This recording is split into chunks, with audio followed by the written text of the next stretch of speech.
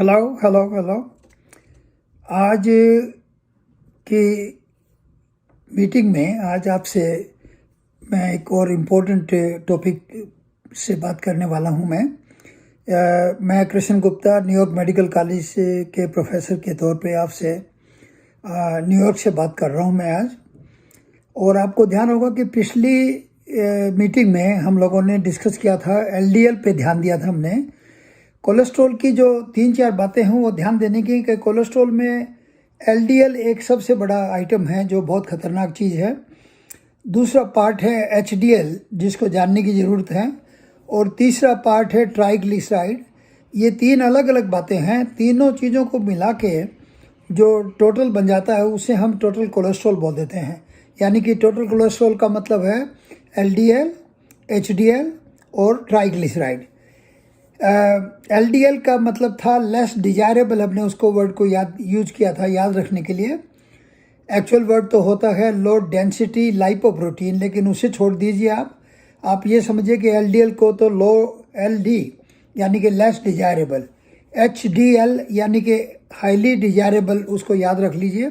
HD highly desirable lipoprotein बोल लीजिए, लेकिन लंबे नाम को ध्यान ना रखें। एचडी को याद रख लें कि हाईली डिजायरेबल है। यानी कि एचडीएल एक अच्छी बात है, पॉजिटिव बात है। और कुछ और पार्ट ट्राइग्लिसराइड उसको हम नेक्स्ट टॉपिक में डिस्कस करेंगे। इस तरीके से ये चीज़ याद रखने वाली है कि एचडीएल की इम्पोर्टेंस बहुत ज़्यादा है। अब पहला सवाल पैदा होता है कि एचडीएल नॉर्मल कितना होना चाहिए। आप अलग अलग लोगों से अलग अलग सोर्स से चेक करेंगे, कई बार थोड़ा सा वो कंफ्यूजिंग नंबर आ जाते हैं आपके सामने। एक सिंपल ढंग से याद रखिए कि मैन में नॉर्मल लेवल रखिए आप 40 से 50 का, 40 से 60 का, और वीमेन में याद रखिए कि 50 से 60 का, यानी 40 to 60 के बीच में है मैन में तो बड़ा अच्छा नंबर है, नॉर्मल है। और लेडीज़ में 50 to 60 अगर नंबर है तो ठीक है। लेडीज़ में आमतौर से नंबर थोड़ा ज़्यादा पाया जाता है, इसलिए उनको नॉर्मल में आने के लिए 50 कम से कम उनका नंबर होना चाहिए। अब ये ध्यान रखें कि एचडीएल करता क्या है। एचडीएल को हाईली डिजायरेबल हमने बोल दिया, तो एचडीएल करता क्या है कि सारी बॉडी से घूमते हुए वो लीवर में जाके और वो बैड कोलेस्ट्रॉल को, टोटल कोलेस्ट्रॉल को कम करता है। वो लीवर के थ्रू कोलेस्ट्रॉल को बाहर निकालता है। तो एचडीएल को हम इसलिए बहुत इम्पोर्टेंट चीज़ मानते हैं। और पिछले 40 सालों में कम से कम 15, 20, 30 स्टडीज़ में ये पाया गया है कि जिन लोगों के का लेवल एचडीएल का काफ़ी अच्छा होता है उनको हार्ट अटैक कम पाया गया है, और जिनका लेवल कम होता है उनको हार्ट अटैक का रिस्क, हार्ट डिजीज का रिस्क ज़्यादा हो जाता है। इसलिए हमें ध्यान रखना है कि एचडीएल का लेवल अच्छा और नॉर्मल बनाए रखें। और अगर लो लेवल है, नीचे का लेवल है, नॉर्मल से कम है अगर लेवल, तो हमें सोचना पड़ेगा कि पहली बात है कि वो है कम क्यों है, और दूसरी बात है कि इसको हम अब नॉर्मल में कैसे लेके आएँ। तो किन लोगों में कम होता है आमतौर से ये ध्यान रखें। एक बात तो ये है कि जेनेटिक्स बहुत एक इम्पोर्टेंट रोल प्ले करती है। बहुत लोगों का जेनेटिक्स पैदाइशी कुछ ऐसा होता है कि उनका एचडीएल का लेवल लो हो जाता है, और उसका कारण आज तक पता नहीं लगा, लेकिन उसको हम बोलते हैं कि जेनेटिकली इस आदमी का लेवल लो है। दूसरा है कि जो डायबिटीज़ के पेशेंट होते हैं, स्पेशली जब डायबिटीज़ अनकंट्रोल होती है तब भी इन पेशेंट्स का लेवल एचडीएल का लो हो जाता है। ओबेसिटी वाले लोगों का पाया गया है कि एचडीएल कम होता है। जो लोग ओवरवेट और हैवी वेट होता है उनका, उनमें भी पाया गया है कि उनका एचडीएल का लेवल कम पाया गया है। स्मोकिंग भी एक बहुत बड़ी प्रॉब्लम है। स्मोकिंग भी एचडीएल के लेवल को गिरा देती है, और स्मोकर्स में आमतौर से एचडीएल लेवल कम पाया जाएगा। एक ये नेक्स्ट चीज़ याद रखें आप कि जो लोग फिजिकल एक्टिविटी कम करते हैं और एक्सरसाइज नहीं करते मान लीजिए, या कि उनकी सारा दिन की लाइफस्टाइल बहुत कम एक्सरसाइज का है, उन लोगों में भी एचडीएल का लेवल कम पाया गया। तो ये 4-5 टाइप की प्रॉब्लम है जिनमें एचडीएल कम हो जाता है। लेकिन अब ये याद रखें कम का डेंजर क्या है। ये जैसे मैंने पहले बताया कि स्टडीज़ ने बताया कि अगर लेवल कम है, मान लीजिए कि मैन का लेवल हमने बताया कि 40 से कम नहीं होना चाहिए, जिनको 25-30 का लेवल है उनमें पाया गया है कि उनको अर्ली हार्ट डिजीज हो जाती है और हार्ट अटैक होकर डेथ हो जाती है उनकी। इसी तरह से वीमेन में भी अगर उनका लेवल 40 से कम है तो वी कंसीडर कि ये लेवल ठीक नहीं है, इसको ठीक करना चाहिए किसी तरह से। अगर नॉर्मल का जो ऐसे हम बता रहे हैं 40 है, उससे अगर थोड़ा सा कम है तब इस साइड से इतनी बड़ी बात नहीं। मान लीजिए कि 35, 38, 39 के आसपास है, वो भी कम है। लेकिन जब वो लेवल अगर मान लीजिए कि 20, 25, 30 तक हो जाता है, then it is not a very good idea, then there is a big problem. और याद रखें कि हम लोग जो इंडियंस हैं, इंडियंस में for some reason genetically speaking उनका HDL लेवल जनरली स्पीकिंग कम पाया गया है। तो इंडियंस को इसके बारे में ज़्यादा सचेत होने की ज़रूरत है, क्योंकि उनका लेवल कम है। तो HDL का लेवल अपना करवाएं ब्लड टेस्ट करवा के, और देखें कि आपका लेवल नॉर्मल है या नहीं है। अब आ गया तीसरा सवाल, नेक्स्ट सवाल, कि अगर मान लीजिए कम है तो उसको ज़्यादा कैसे करें, क्या करें उसके लिए कि ताकि वो नॉर्मल लेवल पे आ जाए और आप ठीक समझें कि ये नॉर्मल लेवल में आ गए हैं हम लोग। कुछ लाइफस्टाइल की चेंजेस हैं, वो अगर आप करेंगे तो आपका लेवल धीरे धीरे ठीक आ जाएगा। जैसे कि फूड हैबिट्स अपनी चेंज करें। ओलिव ऑयल को बड़ा अच्छा बताया गया है, ओट मील है, बीन्स है, मान लीजिए लेंटिल्स हैं, किडनी बीन्स हैं, जैसे होल ग्रेन्स, फ्रूट्स, एवोकाडो और दूसरी तरह के भी फ्रेश फ्रूट्स, वो भी HDL को बढ़ाते हैं। नट्स हैं जैसे पीनट्स भी और बादाम भी और वालनट भी, ये सारे जो हैं ये सब आपकी हेल्प करते हैं HDL को बढ़ाने के लिए। टोफू और सोया मिल्क की भी हेल्प ले सकते हैं आप। फिश ऑयल को भी अच्छा बताया गया है। काफ़ी लोग जो मान लीजिए कि फ़िश खाने वाले हैं, उनका पाया गया है कि HDL उनका जनरली स्पीकिंग थोड़ा बेटर होता है दूसरे लोगों से। रेड वाइन का रोल आपने बहुत बार सुना होगा। रेड वाइन को पाया गया है कि जो लोग वीक में 3-4 बार रेड वाइन का इस्तेमाल करते हैं, उनका HDL भी धीरे धीरे हाई पाया गया है। HDL एक्चुअली स्कॉच पीने वालों का भी बेटर पाया गया है, लेकिन इसका मतलब ये नहीं है कि आप बहुत ज़्यादा स्कॉच या वाइन पीना शुरू कर दें। लेकिन अगर लिमिटेड अमाउंट में, उसको बोलते हैं 1 to 2 ड्रिंक पर डे वाले जो लोग हैं, उनको फ़ायदा हो जाता है, उनका HDL जनरली स्पीकिंग बेटर होता है। फ्लैक्स सीड वगैरह हैं, ये भी ज़्यादा अच्छे माने गए हैं आपकी डाइट में। ये सब चीज़ें करने से आपका HDL बेटर होने के चांसेस हैं। कुछ और चीज़ें आप इसको लाइफ में चेंज करेंगे तब भी HDL का लेवल आपका इम्प्रूव होगा।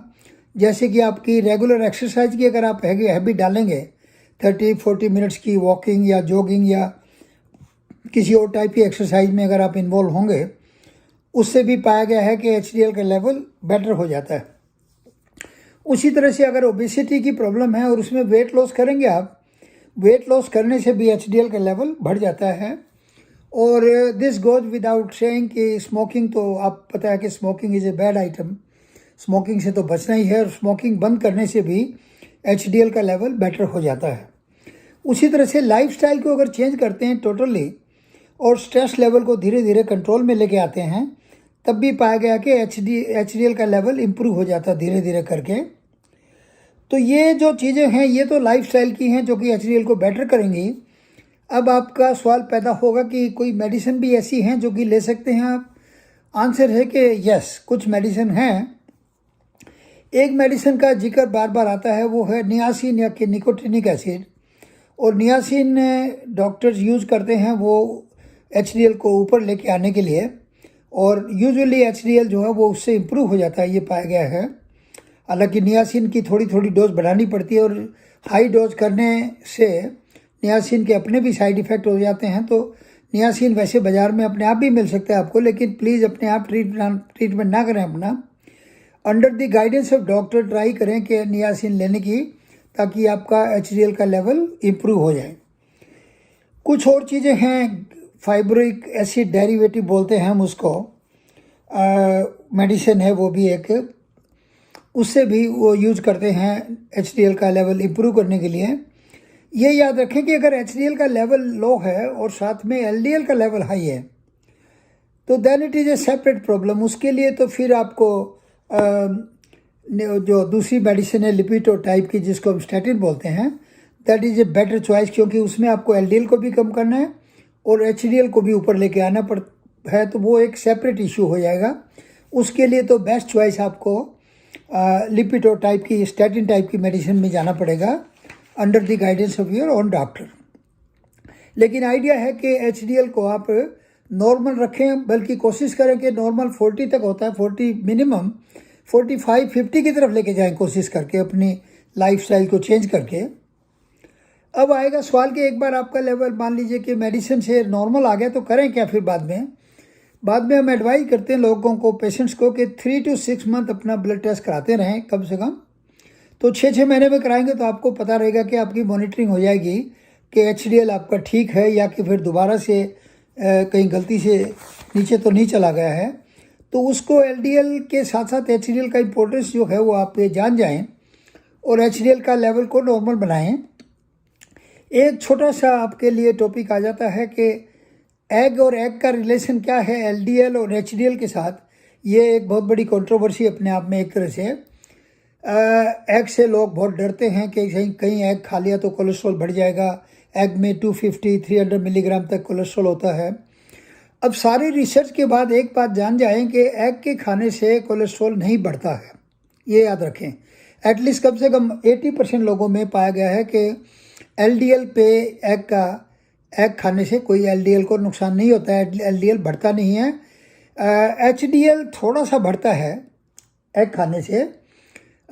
तो HDL में भी हेल्प करता है एग। अगर 2 या 3 से एग खाते हैं, 2 to 3 एग्स पर डे खाते हैं आप, तो उसमें आपको डरने की ज़रूरत नहीं है। उससे आपका प्रोटीन लेवल भी अच्छा रहेगा बॉडी का। और कुछ एग में और भी बेनिफिट होते हैं, कुछ चीज़ें ऐसी होती हैं जो कुछ आई साइट के लिए भी हेल्पफुल है। ल्यूटिन टाइप की एक चीज़ है जो एग में। एग का जो एग वाइट और एग येलो का जो पार्ट है उससे डरते थे लोग पहले, और काफ़ी लोग पहले क्या करते थे, सिर्फ एग वाइट यूज़ करते थे, एग का येलो पार्ट फेंक देते थे। तो प्लीज़ नोट कि ये पाया गया कि येलो पार्ट में कोई ज़्यादा कोई प्रॉब्लम नहीं है, येलो भी ले सकते हैं आप। तो कोई चीज़ को आपको डिस्कार्ड करने की या फेंकने की ज़रूरत नहीं है।